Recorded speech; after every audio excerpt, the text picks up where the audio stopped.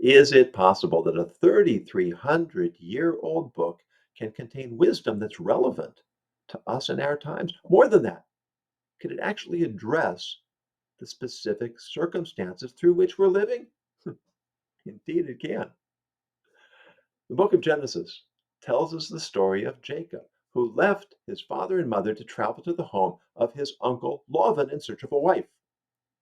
When he arrives, he meets Laban's daughter Rachel, and he immediately recognizes her deep inner spiritual beauty.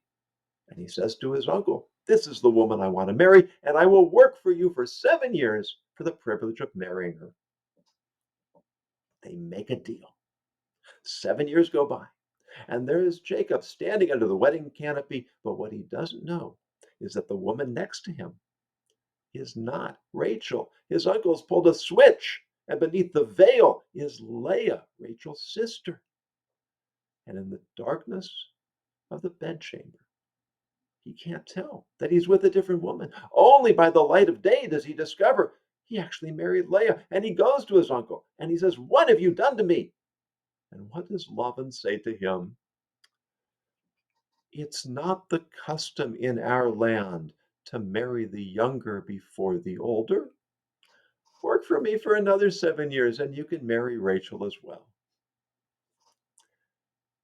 Has Laban lied? Maybe this is the custom. Not so irrational or unreasonable, except why didn't he say this 7 years earlier when they made the deal? In Hebrew, the word Lavan translates as white, and Lavan is the one from whom we learn a time-honored tradition called whitewashing, concealing incriminating facts or truths beneath a layer of falsehood and deception. There are a lot of different words for whitewashing today: propaganda, spin, disinformation. And there are legions of disciples of Lavan who are employing these tactics, turning terrorists into freedom fighters, victims into oppressors and perpetrators, celebrating evil and vilifying good. When we sit down the night of the Passover Seder and we recount the story of the Exodus from Egypt, we say this phrase, this verse from the Torah. We say, "Ha'arami oived avi." An Aramaean tried to destroy my father. Vayered Mitzrayim, who went down to Egypt. Vayagar and he dwelt there. But there are a couple of questions. Literally, the verse says, an Aramaean destroyed my father.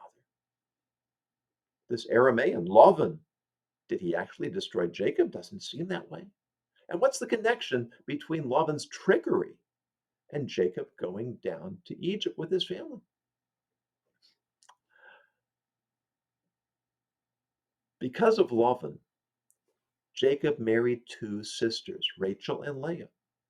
And there was always a tension between them because Rachel knew she was the one who was supposed to marry Jacob.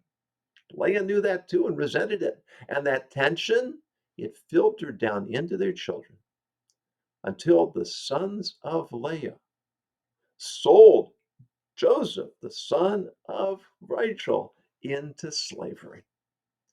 And from there, the entire family went down to Egypt, and their descendants were enslaved and oppressed and driven to the point of destruction. How did they survive? Because they held on to the knowledge of who they were. They retained that sense of spiritual identity and spiritual vision, and they didn't allow the moral corruption of ancient Egyptian society to blind them, to confuse them. They stayed connected to who they were. This is a lesson for all of us. We are in a cultural war against an enemy that employs the tactics of Laban, the deception, the intellectual dishonesty to whitewash its own moral corruption. The thing about whitewash, all you need is one good rainstorm and it all dissolves and disappears.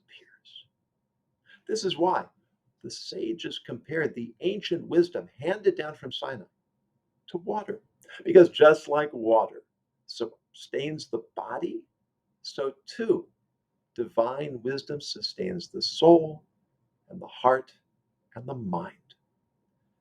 When we stand together, when we look deeply and think clearly and articulate ourselves firmly but civilly,